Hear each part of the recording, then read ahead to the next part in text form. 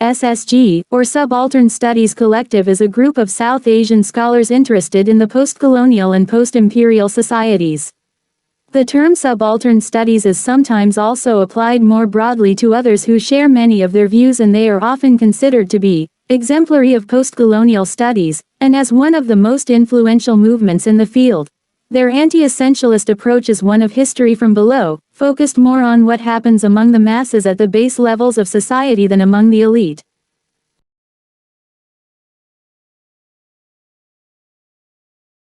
The term, subaltern, in this context is an allusion to the work of Italian Marxist Antonio Gramsci (1891–1937). The term's semantic range has evolved from its first usage by Ranajit Guha, following Gramsci, to refer solely to peasants who had not been integrated into the industrial capitalist system. It now refers to any person or group of inferior rank or station, whether because of race, class, gender, sexual orientation, ethnicity, or religion.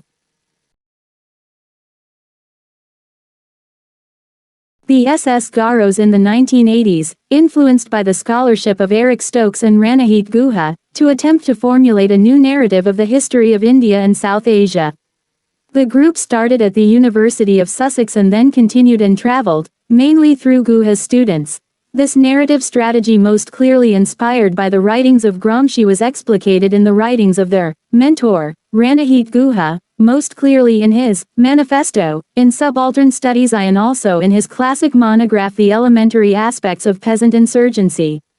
Although they are, in a sense, on the left, they are very critical of the traditional Marxist narrative of Indian history, in which semi-feudal India was colonized by the British, became politicized, and earned its independence.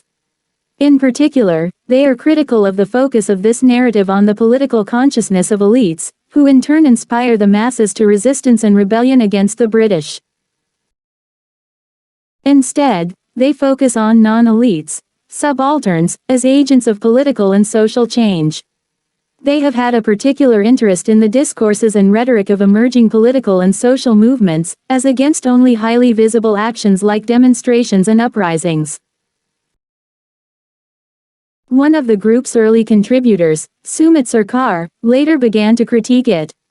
He entitled one of his essays, Decline of the Subaltern in Subaltern Studies, criticizing the turn to Foucauldian studies of power knowledge that left behind many of the empiricist and Marxist efforts of the first two volumes of Subaltern Studies. He writes that the socialist inspiration behind the early volumes led to a greater impact in India itself, while the later volumes focus on Western discourse reified the subaltern colonizer divide and then rose in prominence mainly in Western academia. Even Gayatri Spivak, one of the most prominent names associated with the movement, has called herself a critic of metropolitan post-colonialism. Indian sociologist Vivek Chibber has criticized the premise of subaltern studies for its obfuscation of class struggle and class formation in its analysis, and accused it of excising class exploitation from the story of the oppression of the subaltern. His critique, explained in his book Post-Colonial Theory and the Spectre of Capital, is focused on the works of two Indian scholars, Ranajit Guha and Dipesh Chakrabarty. According to Chibber, subaltern scholars tend to recreate the Orient as a place where cultural differences negate analyses based on Western experience.